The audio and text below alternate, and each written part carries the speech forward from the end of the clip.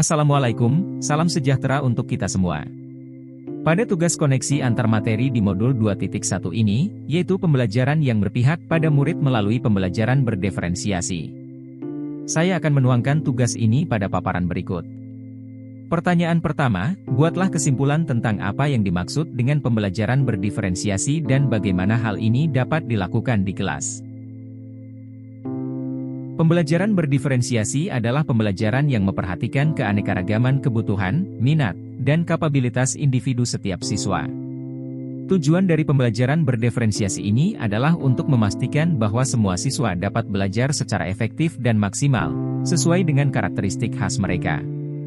Untuk mengimplementasikan pembelajaran berdiferensiasi secara efektif di kelas, pendidik perlu memahami berbagai kebutuhan belajar murid serta strategi untuk menerapkannya. Kebutuhan belajar ini mencakup kesiapan murid untuk belajar, minat mereka, dan profil pembelajaran mereka. Strategi untuk menerapkan pembelajaran berdiferensiasi mencakup penyesuaian pada konten, proses pembelajaran, dan produk akhir. Konten yang diajarkan perlu diadaptasi sesuai dengan tingkat pemahaman, minat, dan profil belajar siswa, contohnya melalui penyediaan bahan bacaan dalam berbagai format. Selanjutnya, pada diferensiasi proses, pembelajaran harus bervariasi dan fleksibel, termasuk diskusi kelompok, pembelajaran mandiri, atau proyek kolaboratif, semuanya disesuaikan dengan gaya belajar masing-masing siswa. Pada diferensiasi produk, murid diberikan kebebasan untuk menuangkan pemikiran dan pengetahuannya dalam berbagai bentuk produk, sebagai bagian dari proses pembelajaran dan asesmen. Murid dapat menunjukkan pemahaman mereka, menuangkannya ke berbagai bentuk, dari karya tulis, audio, gambar, video, hingga proyek kreatif lainnya. Bagaimana pembelajaran berdiferensiasi dapat memenuhi kebutuhan belajar murid dan membantu mencapai hasil belajar yang optimal? Pembelajaran berdiferensiasi dapat memenuhi kebutuhan belajar murid dan membantu mencapai hasil belajar yang optimal dengan menghormati perbedaan individu.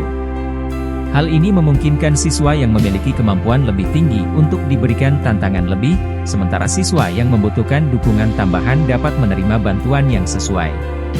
Selain itu, dengan menyesuaikan metode pengajaran sesuai kebutuhan siswa, pembelajaran berdiferensiasi meningkatkan motivasi dan keterlibatan siswa, yang pada gilirannya dapat meningkatkan hasil belajar mereka secara optimal. Jelaskan bagaimana Anda melihat kaitan antara materi dalam modul ini dengan modul lain di program pendidikan guru penggerak.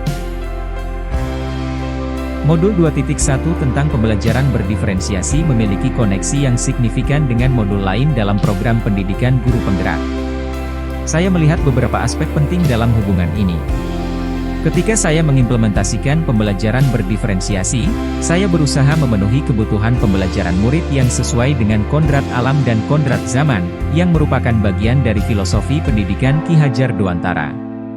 Selain itu, dalam praktik pembelajaran berdiferensiasi, saya harus mengaktualisasikan nilai-nilai dan peran seorang guru penggerak untuk membimbing murid menuju kemerdekaan belajar.